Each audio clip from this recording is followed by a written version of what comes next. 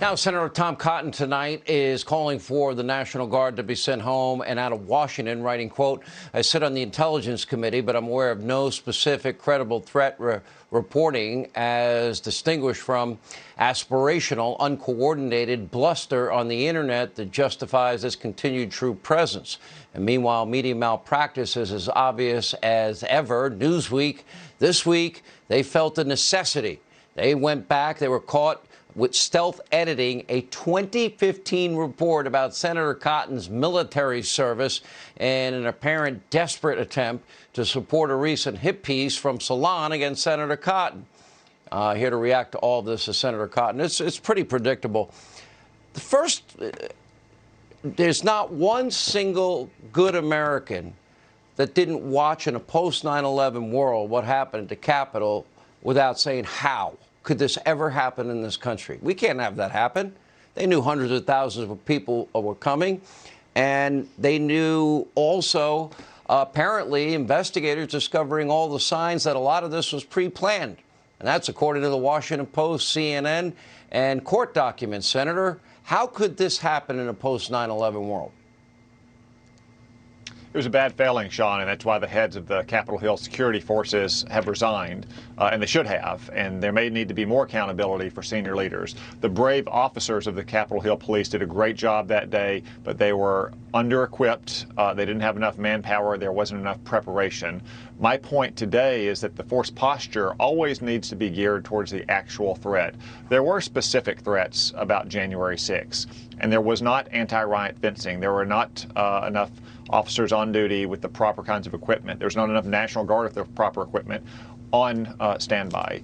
But now, after the inauguration is over, Nancy Pelosi still has more than 5,000 troops at the Capitol with razor wire and fences up around the Capitol. I'm still not aware of any specific credible threat to the Capitol that warrants that kind of force posture, then what especially was this? when we have hundreds of these National Guard troops coming down with coronavirus. They need to be going home. If there's a threat in the future, we can bring in federal law enforcement from Washington or the D.C., the Maryland, the Virginia Guard to prevent it.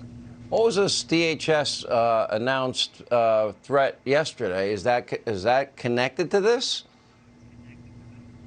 Not to my knowledge, Sean, no. I mean, it's kind of a generalized threat of some kind of domestic extremism and domestic violence.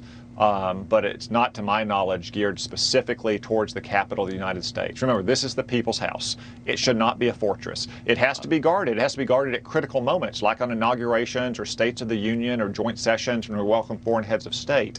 And that force posture has to be geared towards the actual threat. But we should not turn it into a bunkered compound like so many federal buildings in Washington already are. So it's a foregone conclusion the impeachment trial is over. I mean, 45 senators think it's unconstitutional. Now they have people say, well, we can't get him this way. Let's censor the former president. If that's the case, are they going to censor Kamala Harris, Joe Biden? I'm going to take Trump out tonight, Maxine Waters. They're going to go after Chuck Schumer, who threatened Gorsuch and Kavanaugh on the steps of the U.S. Supreme Court. Because if Republicans are going to go along with this crap, which they shouldn't, then they need to apply the standards equally. Republicans going to do that, or are they going to just say enough's enough? Well, Sean, you make a lot of good points. I think most Americans think it's pretty strange that the Democrats want to proceed with a trial to potentially convict and remove from office a man who left office a week ago. By the time we're done with all this, may have left office a month ago. And you can point a lot of fingers and you can blame a lot of people for their words or their actions, but none of that is going to get a single American vaccinated or a single kid back to school or a single worker back on the job. That's where the Senate should be focused on right now, not an impeachment proceeding that is beyond our constitutional authority. They want Mitt Romney, you want to convict Donald Trump, you want to censor Donald Trump, then do it to every other Democrat, and I'll give you my tapes so you can see it for yourself, because it sounds like insurrection talk to me. All right, Senator Cotton, thank you.